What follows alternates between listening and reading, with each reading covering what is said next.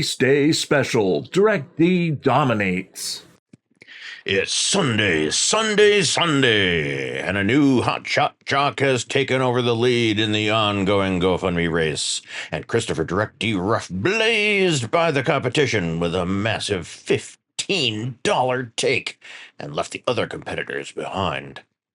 "I did not see him coming. That dude is super fast and super keen," said reporter racer Jim Finch, who got smoked as his own $10 take for his ongoing expenses fund was left in the dust by the surprise superstar.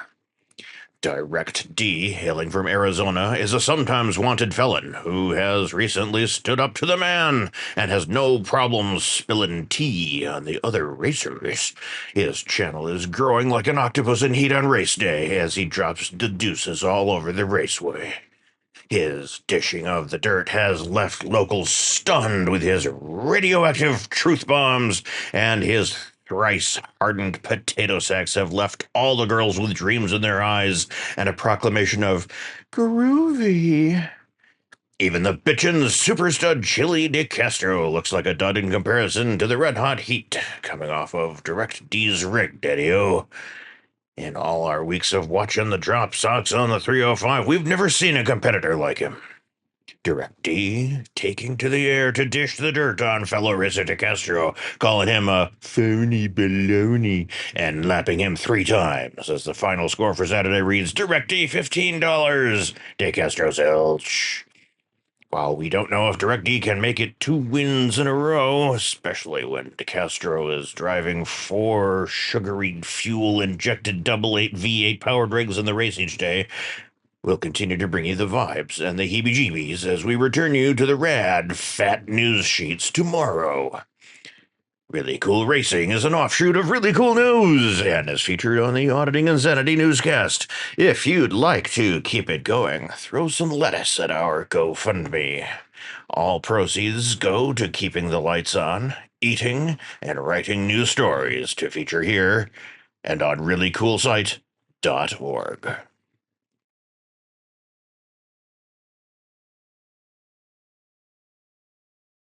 More dramatic Karen Read Twitter reactions.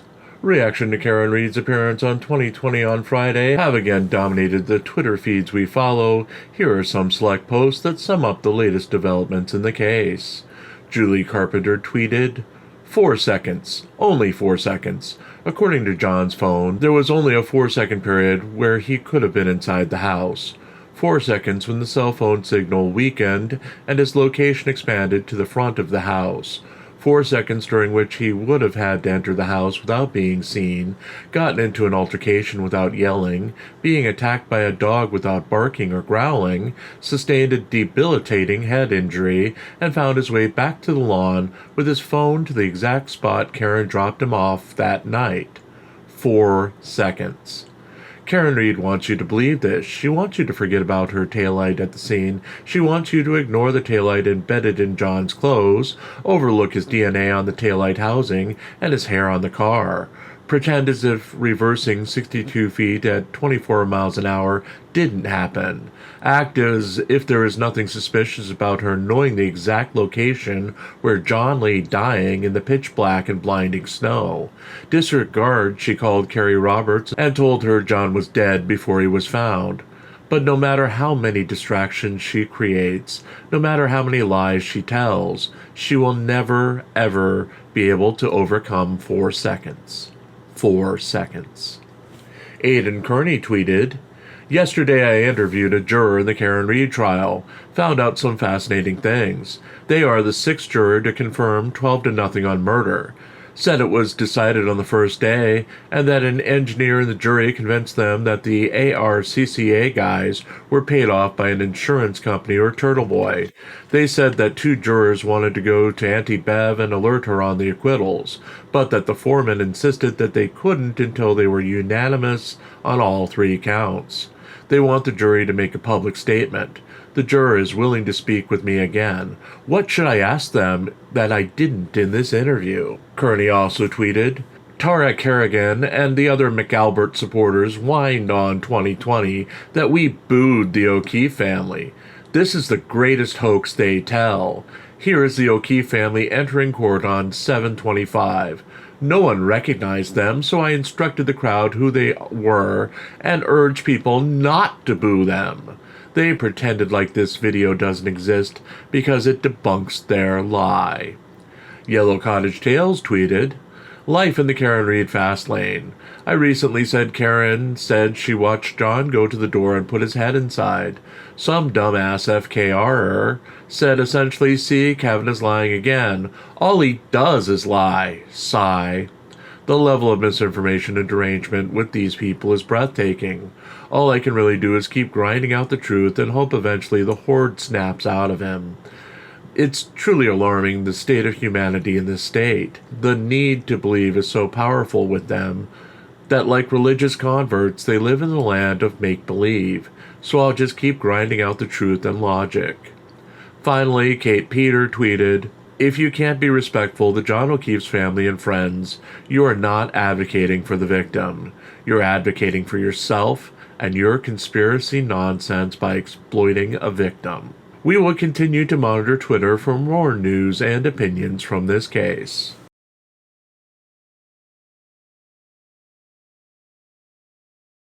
DeCastro reports from LA accident scene. It was business as usual Saturday night for Jose Chile DeCastro as he took the mean streets of Los Angeles, cruising Wilshire Boulevard, when he live-streamed from an accident scene involving two unidentified expensive cars. DeCastro wondered aloud where the police were as he happily skipped through the puddles of oil and other fluids dripping from the cars, blocking traffic as he was oblivious to the actual scene. He reported that no drugs or alcohol were involved in the crash, as he didn't smell anything when he ran from car to car, stopping to remind his fans that he never touches alcohol and only occasionally smokes marijuana. Other than a few times at parties in Mexico with Jeff Lloyd. You know who Jeff Lloyd is, right? His only real concern for the participants of the accident came when he almost accidentally ran into one, sitting on the side of the road watching as the tow truck began to clear the street. DeCastro stopped and centered his camera on the man and asked if he needed any help before returning to running around, happily going from car to car and marveling at the destruction in front of him like a small child. A note came in from chat that said he shouldn't be expressing his opinion so much as a journalist who was reporting on live events, since journalists were supposed to be objective. DeCastro blew the thought off, as apparently his few weeks of journalism training in college taught him otherwise. This was his scene, his beat, his kingdom, and his handful of assembled followers, growing to 88,517 views as of press time, thank you YouTube's vertical format, and he wasn't going to let anyone spoil it, especially not the police. When asked by his chat why he didn't call the police to report the incident, DeCastro discouraged any reports or use of the 911 system because police did more harm than good, and he wasn't willing to have his life ruined by making a report. Time after time, he said, he saw how calling 911 to report a crime destroyed families, ruined lives, and did more to harm than good. Besides, the tow truck driver had the situation under control. The drivers weren't too injured, and there was no need to involve the authorities. DeCastro wrapped up by plugging his products and promised that he would be visiting the New York City area after he wrapped up his Constitutional Law Scholar board game, which he promised would be available for purchase by Christmas.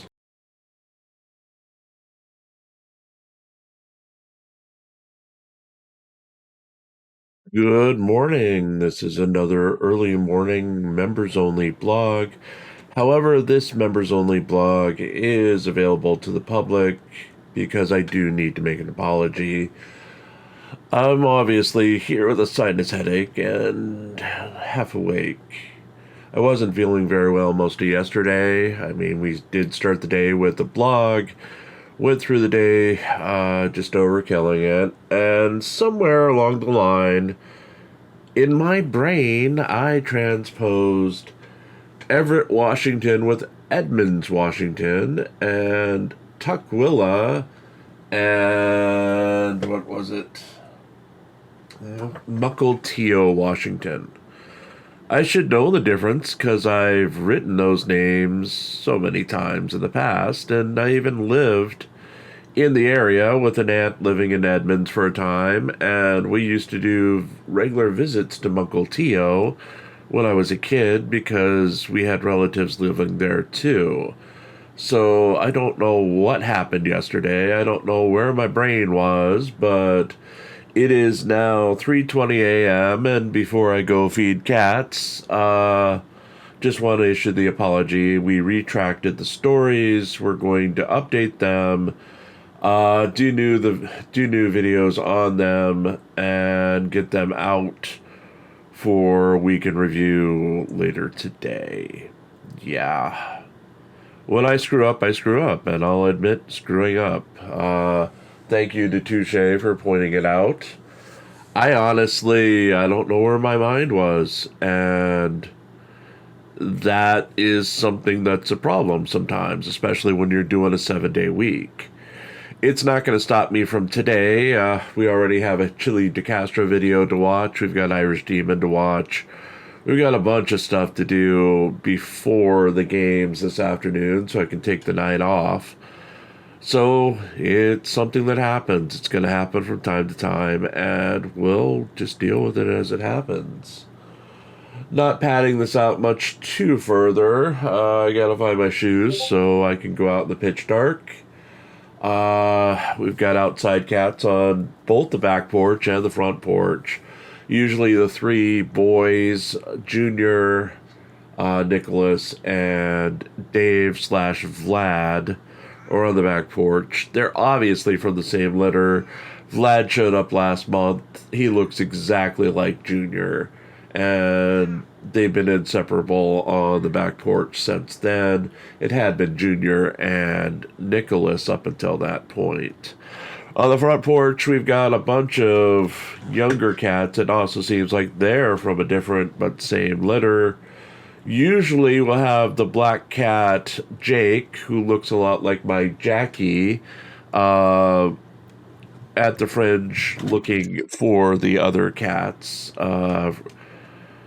Black cats are weird. I don't know how to describe it, but they usually hang back away from humans.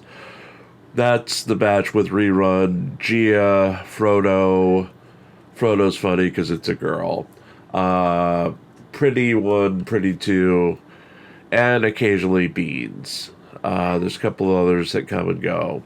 And you can hear the protests behind me, so I do have to go in a minute because our own cats want their feeding this early. So again, yeah, I fucked up. I admit it. I didn't double check and I got names off. There's nothing seriously wrong with me or anything. I am stuffed up right now. I gotta take my meds and all that to start the day. So don't worry, things are okay. I will fix it, and I do offer an apology to anyone who was confused or anything like that. So again, have yourself a good day, and let's start things off by fixing up a fuck up. Have a good day, all.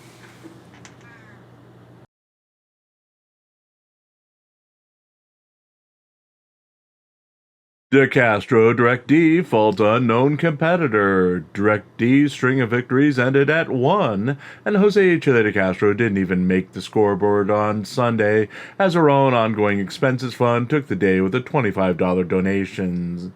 Donations made directly to the GoFundMe are what are counted in each race each day.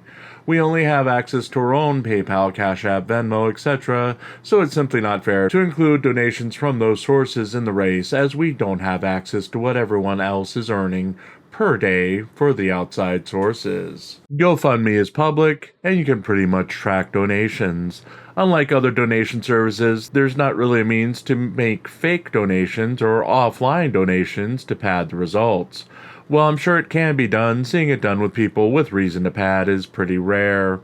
Plus, it's also the industry standard. People know what it is, so when you say that Chile DeCastro has 4 GoFundMes, and he's still not pulling in any donations from his 618,000 subscribers, people know that it's a red flag because he should be making money hand over fist. We have a little over 600 subscribers. We have dedicated fans who don't want us to fail, and one dedicated fan who just wants to torture us into writing this column each day. If we can attract people to contribute, there's no way on earth Chile or any of these people can't do it. Again, we harp, but the effort needs to be there if you're going to run a campaign. Successful campaigns receive dedicated promotions. You can't just put up a campaign and expect people to give you money on a regular basis. It's all about busting your butt, getting your campaign out there, and actually working for the money you want to bring in. Unless, of course, you have a national news story to go with it, then all the rules are off. None of the people that we follow have had that, and the only one with any real word of mouth interest came with Jose de Castro's release from prison in July, with him raising nearly $4,500 in just a couple of days. But de Castro, as de Castro does, lost interest quickly in trying to make $100,000 because it was too much work. A mention with interest goes a long way, and he fails to capitalize on that interest on a regular basis. An example of this came on Saturday when he was exposed to nearly 90,000 viewers. Just a simple mention of one of his GoFundMes, let alone Press with Rancor's GoFundMe, who has a sentencing hearing coming up, and DeCastro still owes $20,000 to pay the attorney, would have done so much to propel his campaigns forward. But nope, too much hard work. He's not interested. Neither, apparently, are Long Island Audit, Direct D, Denver Metro Audits, or any of the other auditors we have in the race lately. Drive-by donations get occasional wins, but there's nothing like an actual campaign to bring the win home on a consistent basis. On that note, as we bust our butt to bring you new content each day, we'll be remiss if we didn't remind you that you can continue to force me to keep writing this column each day, as we do have a GoFundMe of our own. All proceeds go to keeping the lights on, eating, and writing new stories to feature here and on ReallyCoolSite.org.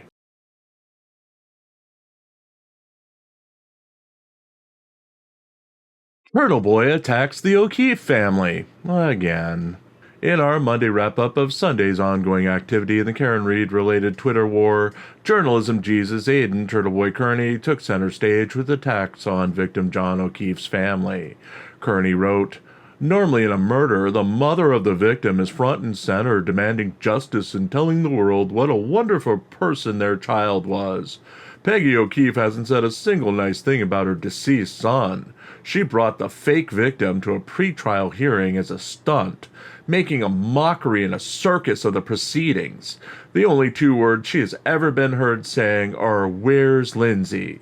She has zero interest in the facts because she has no interest in getting real justice for her son. She just doesn't like Karen Reed and willingly brought the people who murdered her son to court with her. It's okay to point out that she sucks." He also addressed critic Julie Carpenter. "There's a lot of insane, lonely cat ladies on the other side, but none more than this bootleg Peggy Bundy.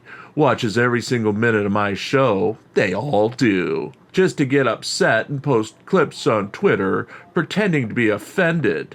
None of them actually give a shit about John O'Keefe. They pretend to have moral high ground and make up lies about my kids. When confronted with their lies, I literally film myself every day getting my kids from the bus. They immediately deflect and cry that I'm mean to Peggy O'Keefe, who does in fact suck. Think about how horrible it must be to be married to someone like Julie Carpenter. Her poor husband probably would love to come home from work, eat a meal of food, and reluctantly have sex with her. Instead, she's watching Turtle Boy and going on Twitter pretending to be outraged about strangers. I've never met him, but I would imagine he must consume copious amounts of pornography to make the pain go away." Carpenter replied, "This is how Aidan Kearney speaks about John O'Keefe and one of his longtime friends. Why does he do it? To dehumanize the victim and anyone who loved him. The way he can sell an outlandish conspiracy that could have only occurred in a span of 4 seconds and hide the truth with impunity. And it works. The Kearney cult, Manson women who run to Twitter to trash John's friend, and content creators continue to push the conspiracy." She also wrote, "One of the most heinous attacks against John O'Keefe and his family to date is Aidan Kearney's attack on Stephen Furbush, father of John's niece and nephew Kaylee and Patrick. Stephen Furbush tragically died of a heart attack 2 months after John's sister Kristen died of brain cancer, leaving the children orphans. Kearney is actively trying to push a false narrative that Stephen died of a cocaine overdose. This is not true, nor is it award-winning journalism. This is a smear campaign by an activist in an attempt to discredit and dehumanize John and his loved ones on behalf of accused murderer Karen Reed. We will continue to monitor this situation as the Twitter war continues to dominate our feeds. You can follow along with all the Twitter action on our own Discord server, which aggregates Twitter posts from all the Karen Reed players into one forum at the Really Cool Newswire server.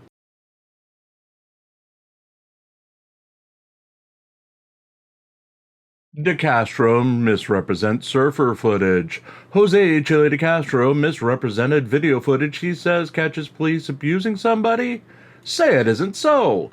But that's what apparently happened during his 3.5-hour live broadcast Sunday afternoon, which spoiled the early games of Sunday afternoon football for his fans. De Castro started the broadcast wearing a cheap-looking Delete Laws baseball cap, which he said was a prototype of a future product for his website. He claimed he was going to take the cap around shops in LA and have a batch price to see what deals he could get before ordering the batch. Updating his friendship bracelet product, he said that he only had 20 left and he was unsure if he was going to have another batch printed, as there was a lot more work involved in shipping the merchandise. He mentioned that he had keychains available, but did not mention how many were left out of the initial 100-piece order. He also pitched his TeamDLZ.com, which he said would replace his main YouTube channels if YouTube ever took his channels down, warning that it could happen at any time. He promised that the site would be able to show uncensored photos and footage of police killing animals and humans and violence that he couldn't show on YouTube. TeamDLZ.com still hasn't launched as of Monday, September 9th, 2024. De Castro brought out his journalism prank calling at least twice in the 3.5-hour broadcast, with his first prank call coming as he called the Hennessy, Oklahoma Police Department after an officer euthanized a lost family pet instead of attempting to find its owners. The story began De Castro's usual descent into expressing his hatred of police, which culminated in footage he claimed of the police harassing a random surfer for no reason. De Castro became triggered by the footage and brought back his expression of his violent fantasies of attacking and hurting police officers in one-on-one battles where the officers were not armed with their badges and guns. The reality of the footage De Castro showed his fans was a little more involved than what De Castro claimed. With just 20 seconds of Google searching, it was revealed that the incident took place at a beach in New Jersey, where everyone must buy and display a badge to use the beach each day. That was the whole issue. Surfers refused to wear the badges because they could damage their wetsuits. The surfer in question refused to display his badge or identify himself when he was approached by police. When he was told he was being detained, he walked away from the police, which resulted in the altercation and arrest. While police are investigating the incident, since the footage did go viral, no one is expecting changes or charges based on what happened. You wouldn't know this based on De Castro's reaction, of course, as De Castro became outraged, said he'd fight the police, and let his viewers know that this wouldn't happen had they had their 5A cop card and followed his principles and procedures for interacting with police. De Castro said he'd be traveling on Monday, but indicated no plans for his 50th birthday later this week. If you'd like to celebrate his birthday for him, please join us Wednesday night at 8 p.m. Eastern with our own Chili is Over the Hill extravaganza, right here on Really Cool News. Long Island Audit and Tuapre rinse and repeat.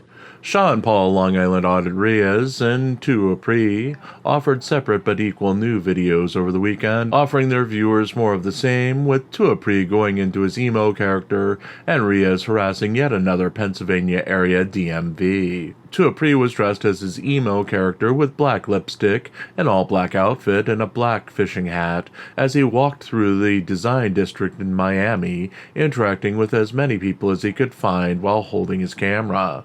Reactions were mixed, as most of those he encountered gave him a puzzled look before walking away from him or just not giving a reaction. A few asked for him to stop recording them, which he complied with after the initial interaction. Apri had successful interactions with security guards who, rather than harassing him, laughed and joked with him and simply guided him away from areas where their employers were reacting negatively to him.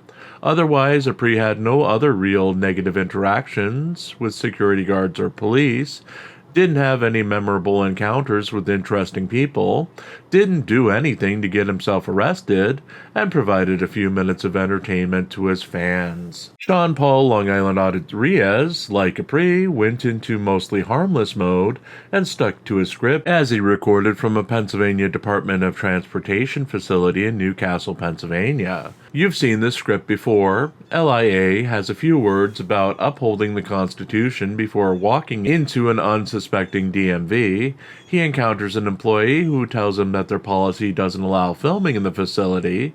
He says that policy isn't law and policy doesn't trump the Constitution. He then does something obnoxious. Police are called and the facility follows PennDOT policy and shuts down until he goes away. We've seen this so many times before that I had to check to see if this was a rerun. Sadly, it wasn't.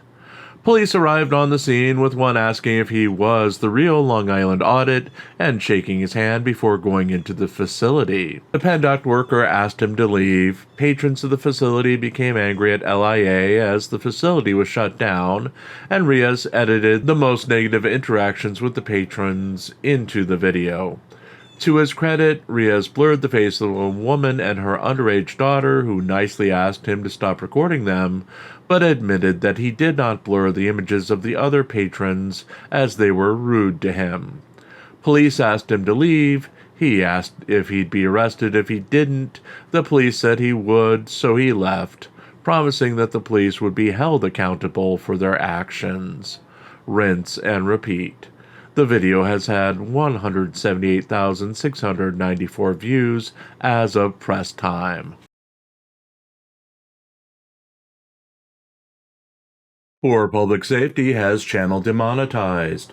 Christopher, for Public Safety Reader, announced on his YouTube channel on Monday night that trolls and representatives of the government caused his YouTube channel to be demonetized, which resulted in no donations to his GoFundMe campaign. His latest video announcing his demonetization claimed that the government and his trolls have conspired to report his channel for terms of service violations and using content that does not belong to him, resulting in his demonetization. Reader claimed that YouTube informed him of the decision and asked him to make a 5-minute video refuting the accusations against him. He played most of that video as the bulk of his released video.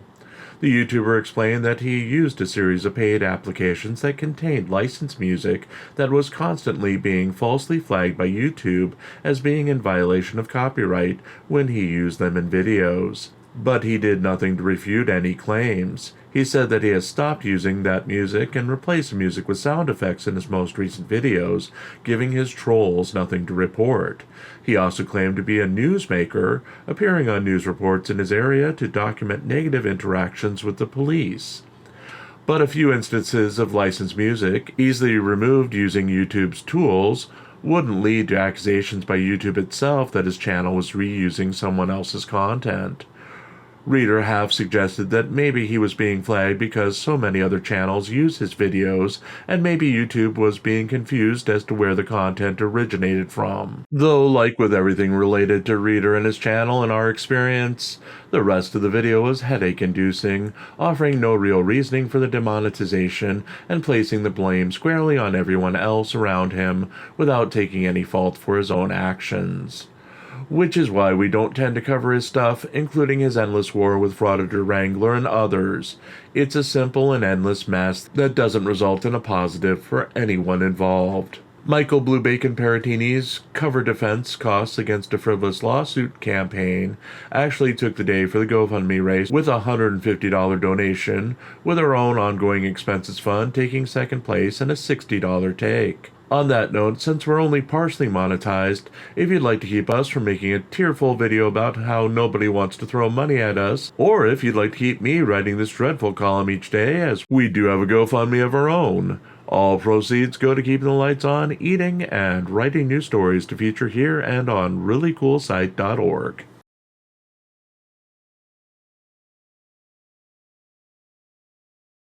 DeCastro late night live stream from Las Vegas.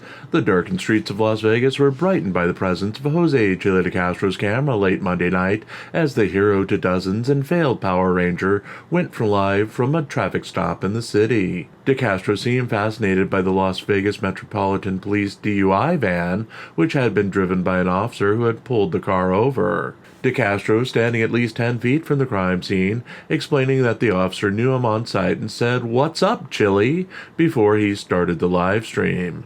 As he finished the stop, the officer again stopped to speak to DeCastro. He explained that the oversized vans, which are similar in size and shape to mobile blood donation vans, carry an officer and a phlebotomist as a team. The phlebotomist is on hand to draw blood on the scene of DUI arrests and is able to easily draw blood and process the blood for impairment levels without leaving the side of the road.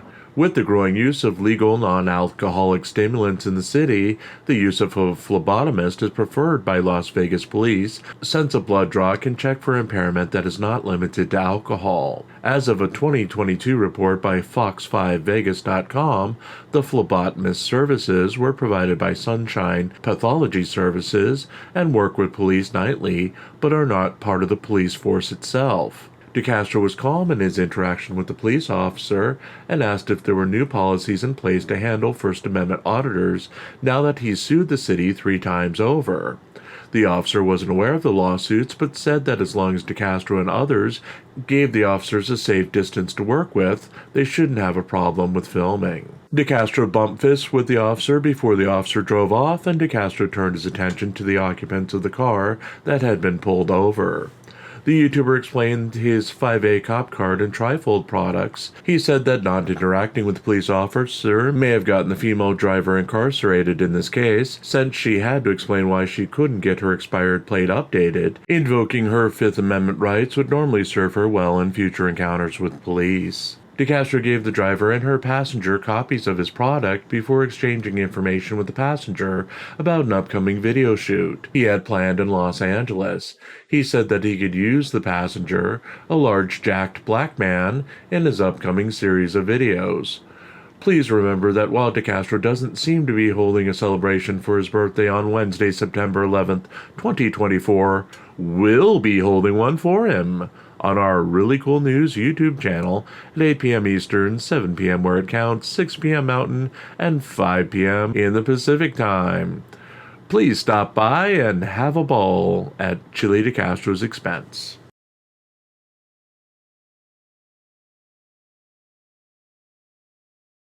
Gaetini identifies Broyles as tormentor. Lindsay Gaetini identified Jason Broyles of Bristol, Connecticut as a predator who used an AI-generated image to pretend to be a woman named Haley Walbrecht who posted negative content about Gaetini on Twitter and other platforms. According to Gaetini's extensive article posted to her Twitter account, Broyles allegedly worked with Gaetini's former boyfriend, Aidan Turtleboy Kearney, in order to direct harassment at Gaetini and her children for the past few months using the Haley account. The fake account pretended to be an advocate for victims online who posted sensitive documents relating to Gaetini's children, along with articles and posts about Gaetini, taunting her and her family for months online before being apparently exposed by his target. Gaetini claimed that Broyles stalked every move that my children and I made for months. He shared my address, he had me under surveillance, and even taunted me by saying that he listened to the Medfield police scanner at night to soothe himself. Broyles, as Haley, also shared a non-public graphic report depicting an alleged of Gaetini by Kearney, changing the narrative in order to harass her and to disparage her claims. The report was sealed, and even Gaetini could not get a copy. It is alleged in Gaetini's reporting that Kearney helped Broyles obtain a copy of the report through his extensive police connections. Fans and friends of Kearney have rallied against the reporting by Gaetini, criticizing her for needing to be a victim and for allegedly fabricating the story to smear Kearney, her former romantic partner. They forgave Broyles' alleged use of fake identities to disparage Gaetini, as Gaetini and associates do the same thing to, quote, ruin others' lives because you hate yourself. Others questioned why Gaetini did not go to the police to report Broyles' actions, finding it suspicious that she made the accusations on Twitter without further action.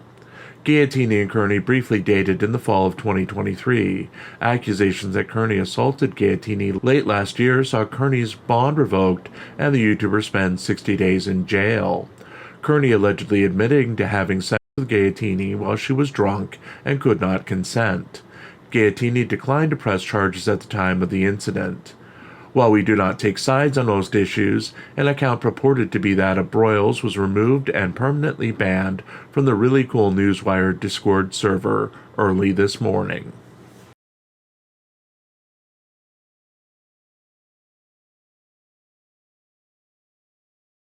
DeCastro decimated by Thursday court ruling.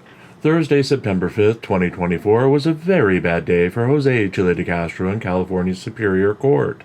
If you believe the documents released by the court on Monday, that is. There are no other words to describe the day other than that. He avoided having his entire California Superior Court case against Michael Bluebacon Paratini being thrown out by the slimmest of margins. That margin, wait for it, Paratini did not prove that Jose Chile DeCastro is a public figure. Okay, let's step back for a minute. There was a hearing last week for the motion for summary judgment posed by Paratini that went up against DeCastro asking for the case to continue. A motion for summary judgment essentially asked the judge to look at the case the plaintiff has made and the defense the defendant has put up so far and asked him to determine if the case needs to go to trial or if it can be decided right now. In this case, Paratini wanted the judge to look at the case as it applies to him and see if DeCastro has done enough to show that it could move forward to trial. We say that the case applies to Paratini as DeCastro never served Team Skeptic and didn't properly serve Daniel Clement, so they're defendants in the case in name only. Kate Peter was found to be in default because she never responded to service, but a default judgment has not been issued against her since we're not to that part of the case yet. Because of this, what happened on Thursday applies to Paratini. Judge H.J. Ford may decide to throw the case out against all the other defendants, but for now it's Paratini's arguments to have the case against him thrown out. And he was successful in having the judge say, hey, there's not enough here to go to trial on 7 of DeCastro's 8 charges against Paratini. DeCastro said that Paratini was an underling in Kate Peters' Masshole Troll Mafia, a nefarious real-world organization that has members, a board, a hierarchy, and should be treated like the real mafia. He said that this group terrorized him, stole his van, put Nutella, dog feces on his Airbnb's front door, and all sorts of fantastic things that caused him harm in the year 2022. On Thursday, the judge looked at the evidence, looked at Paratini's defense, and found that for someone who wanted to have justice served by the lawsuit, in all the months since filing the lawsuit way back in 2023, DeCastro's done nothing to advance his case or even prove his case. He had his chances. For example, he could have deposed Kate Peter or Paratini, or served Team Skeptic or Daniel Clement. While DeCastro blamed the delay on going to jail earlier this year, it didn't explain why he literally had over a year before that and did nothing. In fact, Judge Ford told him that it looked like DeCastro had no intention of doing anything to move the case to resolution. For details of the charges 1 through 7, I'll refer you to the included Second Amendment complaint that accompanies this article. Essentially, all the conspiracies and blather and blah blah blah, the judge looked at and said that DeCastro had no path forward. Charge 8, however, stands as it involves using DeCastro's likeness without his permission to make money.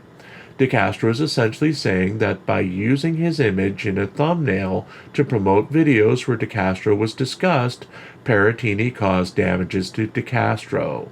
The judge found that Parentini did not prove that DeCastro is a public figure, which is a celebrity or a member of government who is well known enough where special rules apply to them compared to a normal citizen or a private figure. This one has got to hurt DeCastro's ego, as he's done nothing but tell his fans that he's known everywhere he goes, that even the people in jail knew him by his enormous fame, and that he cannot go in public without being recognized as a quasi-celebrity. Parentini failed because he tried to show that DeCastro was a celebrity due to the number of people who subscribe to DeCastro's YouTube channel and the number of views his content has received. So think of this as we close out this article. For Chile to win this point, and the remnants of the lawsuit, he has to show that he is unimportant, a normal person, a Joe Schmo like everyone else who is unworthy of special consideration as a future governor, internet celebrity, or influencer status. That's either going to kill him or kill the case. Not sure which will be harder on him, but it will be fun to watch as things play out. Neither Parentini nor DeCastro have made public comment on Thursday's ruling as of press time.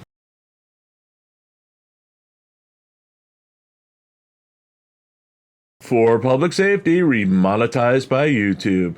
As if this one just wrote itself, just as we wrote that everything to do with Christopher Public Safety Reader was a pain in the ass and not worth covering in our last article about him.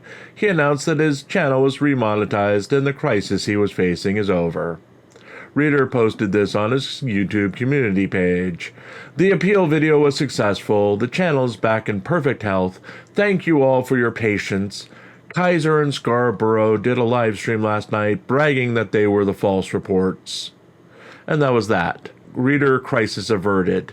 He turned his attention to Christopher Direct D Ruff in his latest live stream, referring to Ruff as Indirect D. He criticized the First Amendment auditor for spilling tea on his fellow auditors and his violent criminal history. He brought up Ruff's criticism of his 25-year-old charges of DV that Reader previously faced as being ironic in comparison to what he said was Ruff's charges of armed robbery that earned him felon status, claiming that Ruff is now working in conjunction with Fraud at Wrangler and a reality star ex-girlfriend of Reader's to defame him. Reader warned that ex-girlfriends weren't great sources of the truth, and that Ruff was a bitch and a troll and involved with the group that led the complaints against him that resulted in his demonetization on YouTube. The monetization of Reader's channel came and went quickly after what he claimed was an organized effort by trolls in the United States government. Reader was forced to appeal to YouTube via video before it made the final decision to restore monetization to his channel. His new status brought no movement to his GoFundMe campaign, which saw no new donations yet again yesterday. Our own ongoing expenses campaign took the day with a $10 donation. On that note, as we sing for our supper and bring you new stories each day, we'd be remiss if we didn't remind you that you can continue to force me to write this dreadful column each day by contributing to the GoFundMe of our own. All proceeds go to keeping the lights on, eating, and writing new stories to feature here and on ReallyCoolSite.org.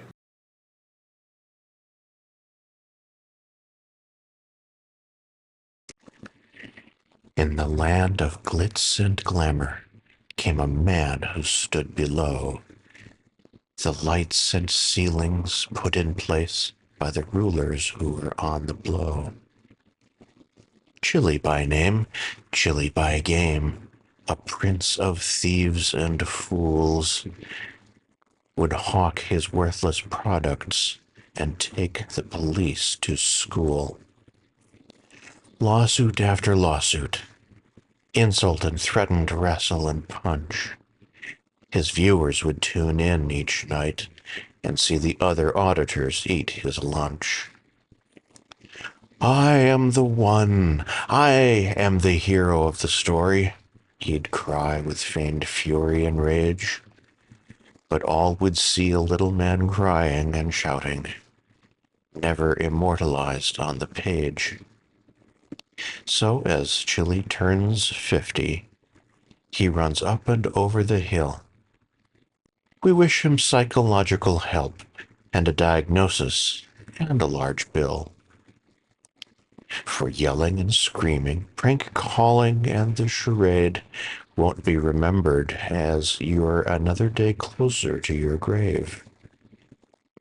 Wise up, settle down, and think, oh little chilly man, about the life you could be having if you could only understand. Societal change won't happen, but there can be a change or two if you just stop being an asshole and put some work into you. Happy birthday, Chili, and fuck right off and back, as you're now much too old for this, and please stop doing crack. Embrace your family.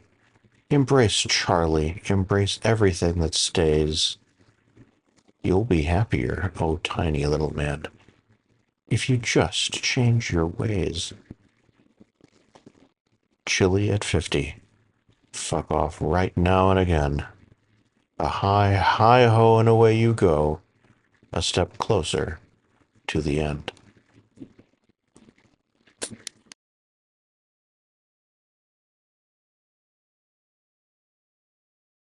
Jose Chili de Castro and the Dream of Fame. A recent ruling by a California court said that Jose Chili de Castro was a normie, a private figure, not famous, not anything special, and certainly not a public figure. Unless, no, well, maybe. The blow to de Castro's ego on this one has to be stupendous. He clearly considers himself a public figure because, besides running for governor, he's got a history of declaring himself a public figure. We can point to two huge examples that most anyone who has followed de Castro has seen. The first came when he was upset with Ironton, Ohio, and he was going to file his never-ending federal civil rights lawsuit against the police force. He said, "When someone called me and said, hey, someone made a video about you, or someone said something about you, I just don't really care that much. I just don't really care. It didn't really matter to me because it didn't really matter at the end of the day. Changing the world requires that you are a public figure. People are going to talk about you no matter what you do. That's why I can't sue some of the individuals that I want to sue." Remember when he went after Kate Peter and sought a protective order? He literally said, "I became a national figure when I created the timeline that shows the history of lynchings in our country and compared them to the history of prison charges. I became a national figure." More recently, he's talked about being famous in jail and how he can't walk down the street without someone mobbing him or knowing him for his hugely popular YouTube videos. He's often alluded to his great fame nationwide, telling his audience that they'll have to register to vote because they'll be needed to vote for him whenever he finally decides to pull the trigger or run for the governorship of a state to be named, eventually. And he was a former Power Ranger, the black one at that, for a handful of minutes before he got fired. Let alone, he was the promoter of the jock sock, the inventor too, and the super necessary human.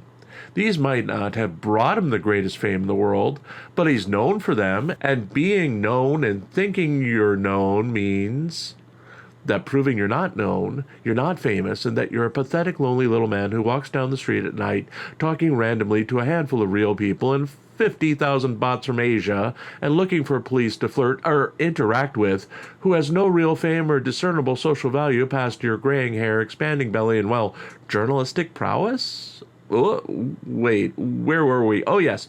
Proving he's not known just to win a lawsuit will be the hardest thing he'll ever have to do. And for that, on your birthday, Jose Chili de Castro, we don't envy you. Here's to the average guy, the average gal and person, those underachievers, the never was, the failed Luke Skywalkers, and the masters of obscurity.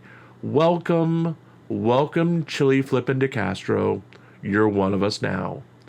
Happy birthday Now call your mom to bring the soda pops and chips. It was your turn to bring snacks to bowling night. Don't this up, Chili. We're on our way to league championships, and you may be remembered if we can beat Troop 5509 tonight.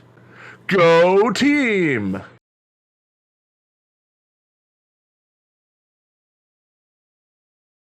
De Castro street walks for cop encounters.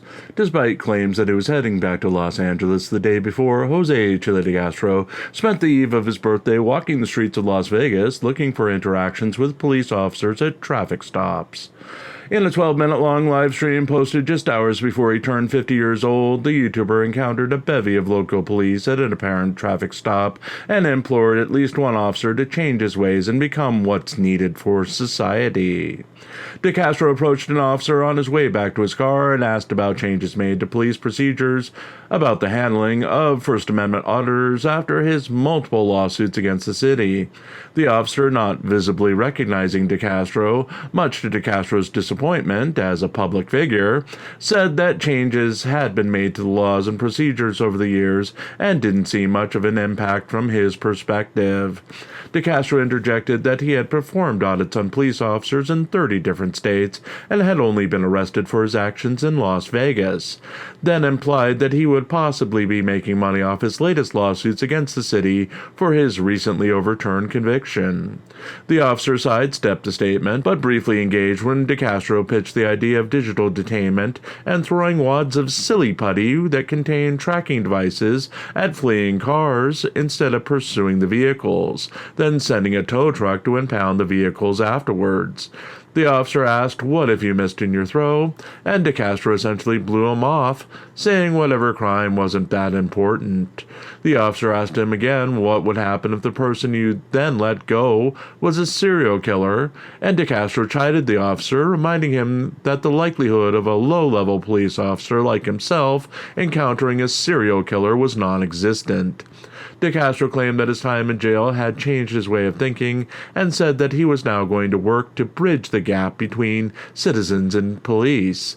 He continued, saying that police needed to put their egos aside and react passively to petty things done by suspects to prevent further escalations.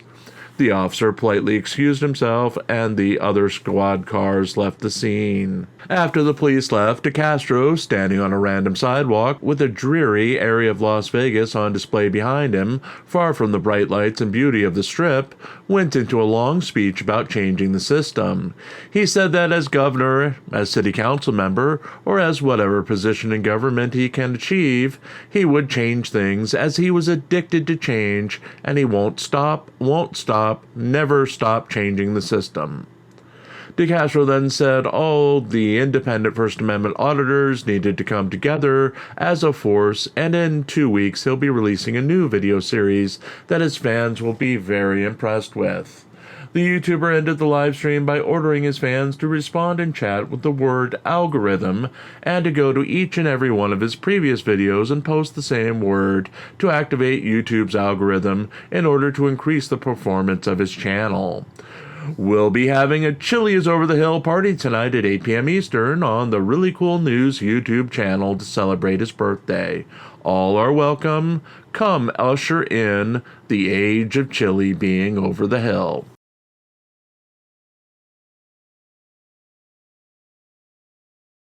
Market flat for 9/11 Remembrance Day. There are no gains for the market on Wednesday with the observance of the 9/11 holiday taking the wind out of the market, giving investors a chance to reset and rethink while some hard truths are delivered as Chile de Castro and others receive bad news from Social Blade. De Castro, who celebrated his birthday with a surprise live stream on Wednesday night, has suffered an 81.5% decline in new subscribers for the past 30 days and a 66.2% decline in video views for the same period. Happy birthday! For once, he gets credit for not lying about his figures, as it seems that the people who were, allegedly, artificially inflating his numbers, as his interaction rate is crap compared to literally every other creator we follow, seem to have stopped. His channel, while still gaining subscribers and stands at 619,000 subscribers to 307 million video views, seems to be slowing down as the steep decline in interest is noticeable. In relation to other big names that we follow and declines attributed to the end of summer and children returning to school, there's no reason for it other to guess that it's either a lack of bots or paid viewership, as his content hasn't changed to justify the huge declines. Bizarrely, YouTuber DirectD, who recently changed format to encourage a spilling tea format and attacking his fellow auditors, also has seen huge declines, with a 60% new subscriber drop and a 72.5% drop in video views for the last 30 days. His 301,000 subscribers and 87 million video views are enough to keep his channel afloat, but makes one question if the recent format change wasn't due to a sudden need to attack his competitors, but a need to turn to controversy to shore up his sagging presence on YouTube. Another YouTuber who has recently changed formats, allegedly abandoning her homeless outreach program, Regan Benson, is also seeing huge decline. Her new subscriber growth is flat, but she's down 53.5% in video views for the last 30 days. This one has a standard reason for the losses. She stopped regularly putting out content. She's retooling and relying on Christopher Denver Metro Audits Cordova to produce her work. With the loss of the Inglewood City Council meeting and the loss of homeless outreach, her viewers are being starved of the reason for why they're coming to the channel. Turning to the industry standard bearer, Long Island Audit, his channel is also down, with a 22.2% drop in new subscribers and a 15.9% drop in video views in the last 30 days. We'd previously say this was a severe drop, but it's literally easily attributable to seasonal changes. He's doing what he's always doing and shouldn't be too concerned about the losses. Finally, as predicted, we're about to hit steep declines with a 10.7% drop in new subscribers and a 28.9% drop in video views for the last 30 days. This one is simple. We provide simple but boring content, and we went a few weeks of the month without our biggest draws, the nightly watch parties in vertical format.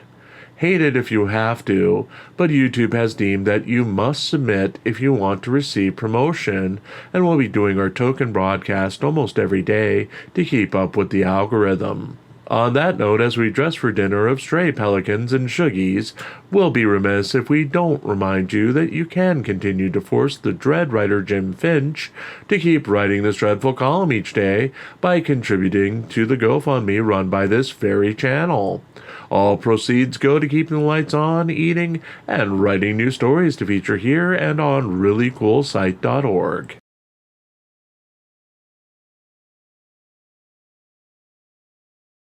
Benson returns to Denver cab meeting. A year after being arrested at her previous appearance at the Denver Commander Advisory Board meeting, Regan Benson was joined by Christopher Denver Metro Audits Cordova as she livestreamed from the meeting in the city.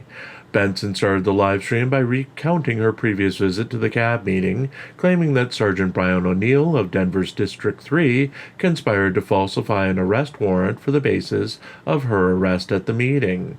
Benson was greeted by District Commander Joel Bell of District 3, who she engaged with about an incident in July where she claims that two officers removed a suspect from a scene where she was recording and took the suspect to another location. The YouTuber followed the police officers to the second location, where they again did not engage with Benson, stating in their reports that they did not feel safe with Benson engaging with them. Benson filed a complaint and agreed to mediation, with the stipulation that Bell attend the mediation. Bell indicated at the Wednesday brief meeting that he felt his participation in the mediation session would not be required, so he would not be attending the meeting with the two officers. This enraged Benson, who said she was holding on to the previous video recording of the altercation to give the police a benefit of the doubt. She said she would not attend the mediation session, and she would be releasing her edited video of the encounter with the officers to her YouTube account. While he was not on the scene, Benson blamed the decision by Bell on Sergeant O'Neill, commenting that his leadership had taken District 3 to substandard levels of professionalism. Cordova later interjected that he recently found a do not record sign at the District 3 station after the no recording in public areas of police station policies had been changed in February. He said he gleefully recorded as he pointed out the sign and recorded the shameful O'Neill removing that sign. Benson and Cordova ended the stream by mocking a woman who complained that she was on hold with Denver's 911 system for more than 15 minutes and showing that they both have learned how to say "F the police" in sign language.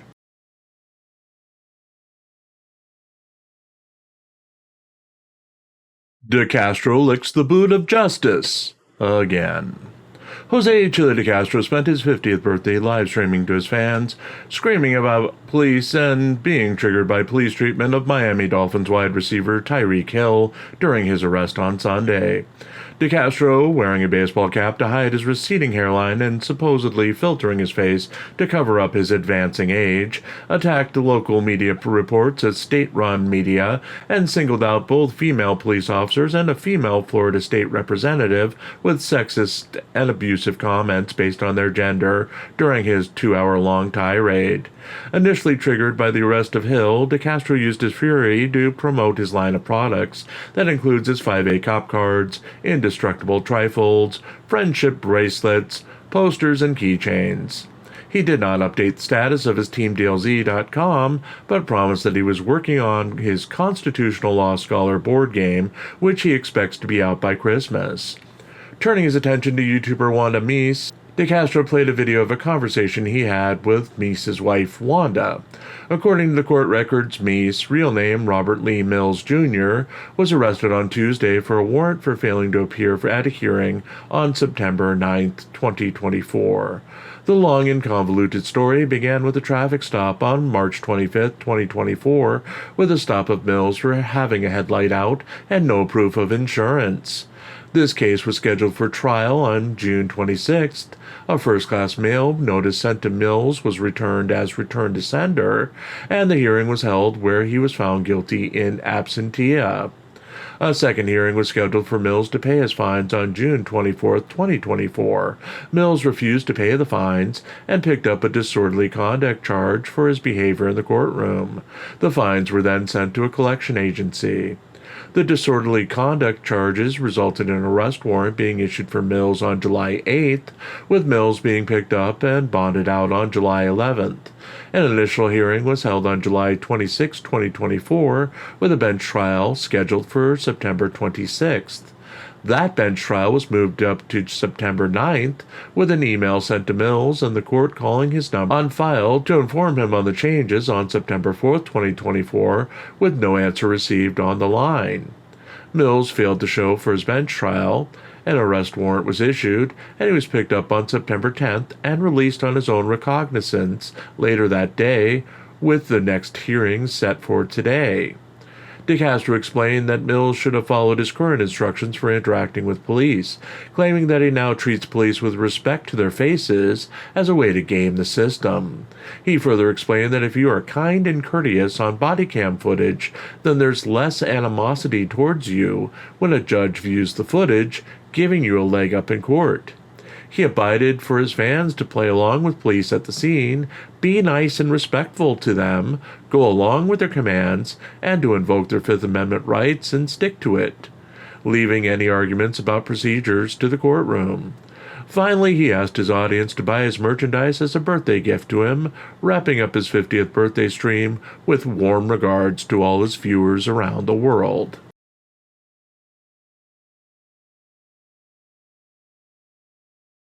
Denver Metro Audits wins Thursday.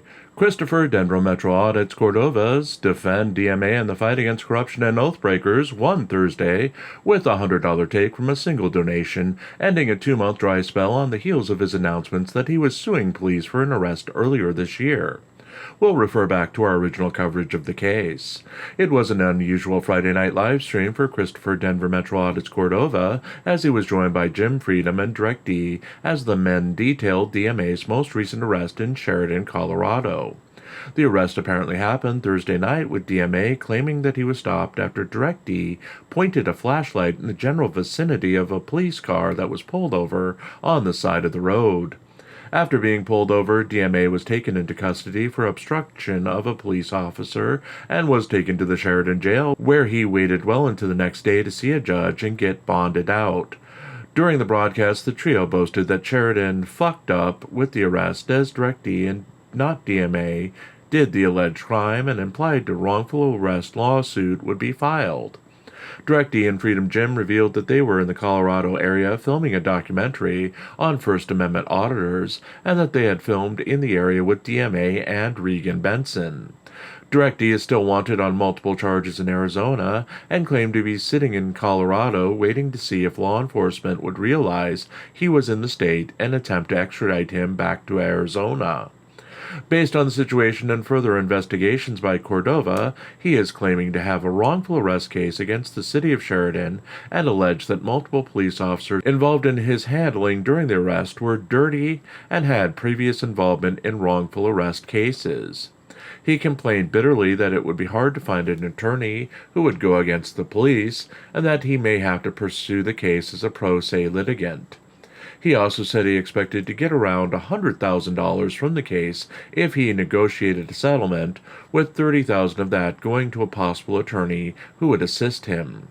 Cordova did not share a timetable of when he expected to file the lawsuit, but promised more videos intended to damage the reputations of those involved in the arrest in the near future. As for Cordova's win, his fund was the only fund to see any action, as all other campaigns, including our own GoFundMe, went without donations for Thursday.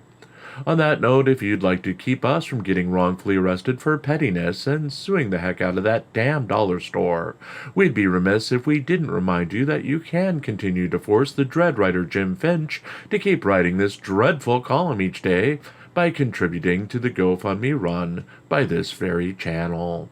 All proceeds go to keeping the lights on, eating, and writing new stories to feature here and on ReallyCoolSite.org.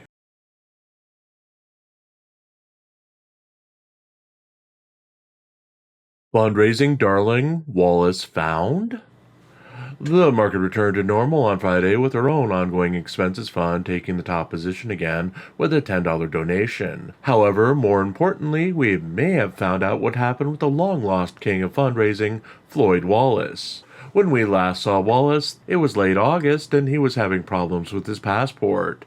He had planned on leaving the country almost immediately to return to Colombia to start an extended stay away from the United States, culminating in his planned birthday in Brazil in mid-December. The passport issue started with him noting that the barcode on the back of his passport was damaged.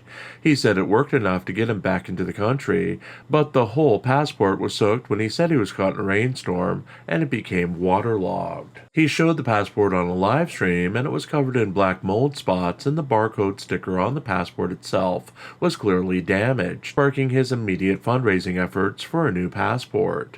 The saga drug out as he announced that he had booked a flight, and he needed his fans' money to pay for the new passport, as he had already booked the flight to Colombia and had made an appointment at the embassy to get his new passport on an emergency contingent. Of course, the day came and there was a problem with getting a new passport. Wallace claimed that there was some holdup that may have been an unpaid legal fine. He said he missed his ride to return to the embassy, but would update us all on Tuesday of the following week when he would go live. And he never did. In the 3 weeks since he claimed to go live from Colombia with his pay-to-play babes, he simply stopped posting and live streaming on his foreign-only channel. As the only devoted person who seems to give a crap about the creep who is Floyd Wallace, we wondered what happened. We knew he was set to accept a plea deal on October 1st in Oklahoma for outstanding charges of obstruction, but he had addressed those. He had a hearing in August about them, and he would have known if he could leave the country during the period he was waiting for his plea to be heard. He didn't address a restriction, but again, he wasn't addressing anything as he's been radio silent. So we began to check if there were any other outstanding charges against him that might interfere with his leaving the country. There was nothing new in Oklahoma, but expanding the search to Texas and... Wallace had an outstanding charge in Grayson County, Texas, for resisting arrest, search, or transport. He was arraigned in July and agreed to a plea deal on September 10, 2024, where he pled guilty to the charge. He was fined $787 and accepted probation for 6 months. As part of Texas's most common probation conditions, those on probation cannot leave the county that they live in without prior approval, and leaving the country is out of the question without a travel permit. If these conditions were imposed on Wallace, it would mean that his extensive travel plans for the fall and spending his birthday outside of the country would be out of the question. It is also unclear what Wallace would do with his travel channel now as he continues to be radio silent. On that note, if you'd like to keep us from going radio silent, or perhaps you want us to afford to take a break, please leave a note with your donation as to what you want us to do. We'd be remiss if we didn't remind you that you can continue to force Dread writer Jim Finch to keep writing this dreadful column each day by contributing to the GoFundMe fund run by this very channel. All proceeds go to keeping the lights on, eating, and writing new stories to feature here and on ReallyCoolSite.org.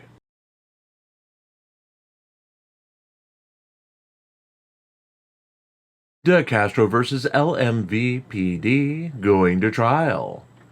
Judge Andrew P. Gordon issued a 51-page ruling Friday afternoon, partially granting Jose Chile DeCastro's multiple requests to reconsider previous rulings in his lawsuit against the Las Vegas Metro Police Department, while granting the LVMPD partial summary judgment on a number of DeCastro's claims. The lawsuit was filed last year after DeCastro was arrested in March of 2023 for obstructing an officer and interfering with a traffic stop. Essentially, DeCastro approached a car that had been pulled over and attempted to talk to the driver. Officer Brandon Bork of the LVMPD asked him to step away from the vehicle. DeCastro refused multiple times, taking baby steps back at times, and became argumentative with Bork. Bork released the driver from the stop and then detained DeCastro. While DeCastro was in handcuffs, he claimed Bork struck him in the testicles while he was searching him, and another officer squeezed his arm too tightly while restraining him, causing him to suffer permanent nerve damage to his left arm. DeCastro was convicted of the charges earlier this year by a Nevada state court and spent nearly 4 months in jail before having the charges thrown out by a Nevada state appeals court that said the officers lacked probable cause to arrest DeCastro based on his First Amendment right to film police. The federal court had previously ruled that the officers had probable cause to arrest DeCastro and had thrown out the majority of DeCastro's claims, except his excessive force claims against Officers Bork and Sandoval, the officer who squeezed DeCastro's arm, and a charge of essentially improper training. DeCastro, based on his vindication at the hands of the state court, asked the federal court to essentially grant him the case, while the LVMPD, based on previous rulings by the judge and DeCastro's complete lack of stating an actual claim for most of the charges, asked to grant them summary judgment. The judge pretty much split the difference in his ruling.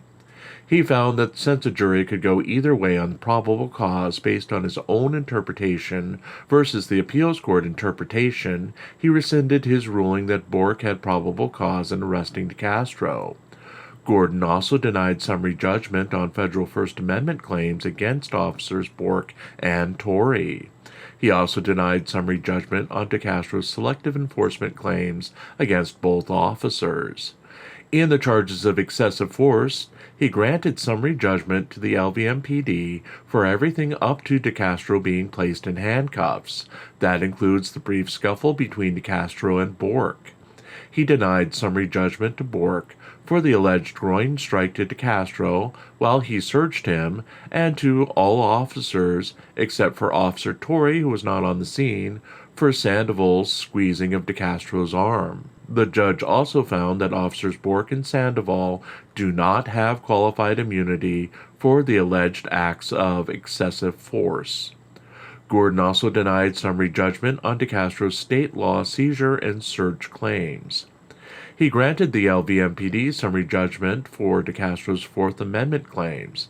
He also granted the LVMP summary judgment on DeCastro's defamation claims, the entity liability claim, the selective enforcement claim based on DeCastro's white lips, and on claims for negligence, civil conspiracy, and abuse of process. Judge Gordon granted the ability to file a new motion for summary judgment on the issues involving the state law, unreasonable arrest and seizure claims, the invasion of privacy claim, and the LVMPD's vicarious liability on state constitution claims. That motion is due by October 4th, 2024. He also ordered the defendants to file redacted copies of their video exhibits to remove all personal identifiers by September 27, 2024. Based on his ruling, it looks like the case will be moving closer to trial on the excessive force and probable cause issues. No trial date has been set yet, and we'll update with further information once we receive it.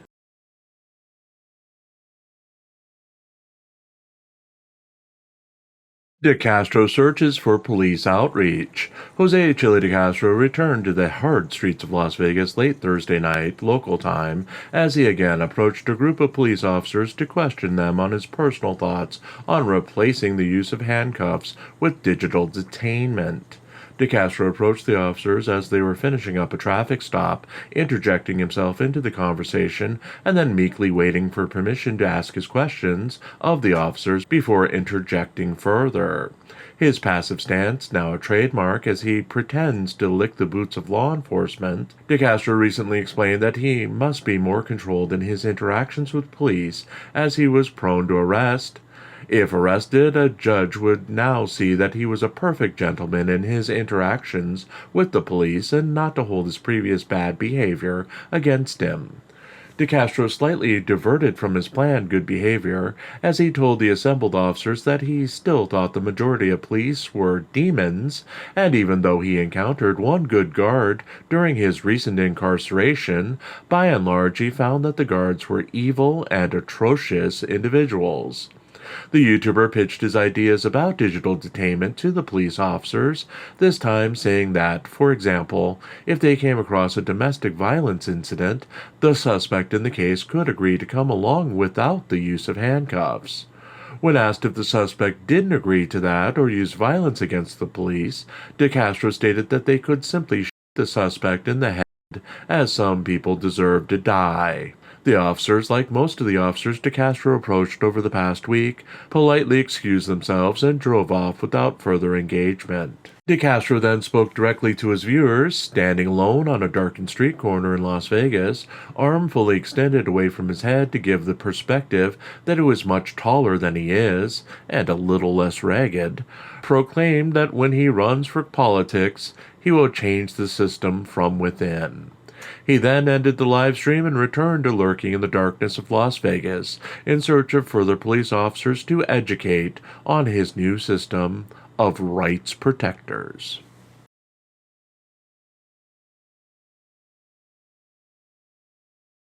Eli attacked by easy cameras in front of home. The growing trend of confronting rival YouTubers at their homes took a turn on Friday night as controversial Yonkers, New York-based YouTuber Eli engaged in a fistfight with YouTuber Easy Cameras On outside of his home and ultimately was multiple times in front of his wife on a live stream. Eli was taking part in the live panel on the People's Broadcast TV when he asked the panel for advice. He said that he was at home and that from time to time fans and clout chasers show up for autographs and pictures. Tonight he claimed that there was a fan outside his house who he had previously refused to promote. He said that his wife and son informed him that the man was screaming his son's name and demanded that Eli come out of the house. The People's Podcast TV panel gave various views on the situation, with dubious legal advice, before Eli said he could see the man, later identified as Easy Cameras 2 by Familia TV, supposedly had brass knuckles. Eli brought up a second feed to the panel as his wife recorded the YouTuber leaving the house, and he was immediately jumped by Easy Camera. Easy also had a friend live streaming the altercation. The two men traded punches until Eli took Easy Cameras to the ground and engaged in UFC-style ground and pound.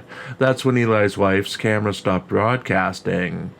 Easy's footage, as aired on Familia TV, showed that Easy took a tremendous beating until he took out a knife and began Eli repeatedly.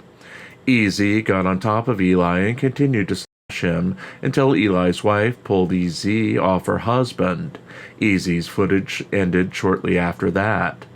Eli would later livestream from the hospital, now on a gurney, as he began to show off what appeared to be extensive superficial cuts on his arms, elbows, and shoulders, defensive wounds on his knuckles, and larger stab wounds on his right arm that were covered in bandages.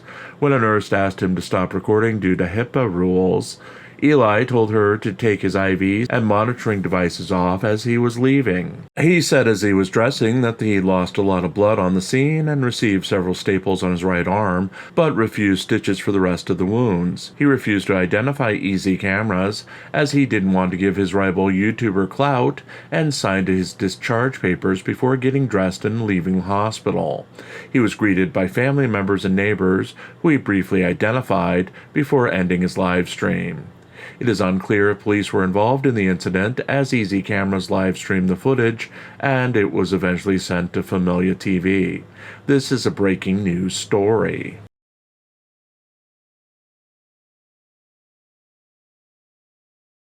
Eli updates details of live-streamed attack. YouTuber Eli released a new video that filled in some of the details surrounding the altercation with YouTuber Easy Cameras On that resulted in Eli's and hospitalization Friday night in Yonkers, New York. In the news footage taken from Easy Camera On's live stream, Easy is in front of Eli's house when the footage begins. He briefly calls out Eli and then is joined by a man Eli identified as YouTuber Zero Yonkers 4489. The two discuss what is about to happen as Easy indicates that he is seeking revenge on Eli for calling him out on the day of his daughter's birthday party. Easy Camera holds up his padded glove to the cameras and laughs, claiming that they'll knock out Eli. He briefly exits from the car and enters Eli's apartment building, and came out to say that he'd wait until Eli got home and fully intended to assault Eli. The video then switches to Eli appearing on the People's Podcast TV, describing the situation going on outside. It then again switches to Eli's wife's footage from the fight between Eli and Easy until the camera cuts off midway through the fight. Again, switching camera feeds, Easy's live stream with the camera held by Cyric was now featured, with Eli getting the upper hand until Easy clearly reaches in his pocket. Eli yells that he's got a knife and Eli multiple times with the knife, assuming his own ground and pound position on Eli before being told to stop by Cyric. Cyric and Easy jubilantly celebrated beating Eli as they returned to Cyric's car and fled the scene. The final section of the video featured a neighbor's footage of the aftermath of the police were on scene along with an ambulance as they loaded Eli onto a gurney. The neighbor briefly entered the crime scene to confirm that it was Eli before police asked her to return to her building. Footage shot and shared independently on the Yonkers Voice YouTube channel confirms and the aftermath of the incident. Police were reportedly in search of the gray car belonging to the assailant. Negative interactions between YouTubers resulting in confrontations at the YouTubers' houses gained popularity last October when SSS Sniper Wolf showed up at YouTuber Jack Film's house and doxed his address to her 34 million YouTube followers. She was briefly punished by YouTube with lost monetization. In our own community, YouTubers Irish Demon and Shuggy went to Wales to confront Daniel Jones of the Welsh News Network in May, airing a live stream that exposed Jones' many lies about living in a palatial estate. While Demon and Shuggy have been praised for their expose on Jones, they have received criticism for confronting Jones at his house, and both later discouraged the practice. Their premeditated attack on Eli, despite Eli's controversial stand within the First Amendment auditing community, is the first of note where violence occurred during the doxing. Easy clearly planned the assault and now has removed the footage from his YouTube channel. We will continue to provide updates on this situation as we receive them.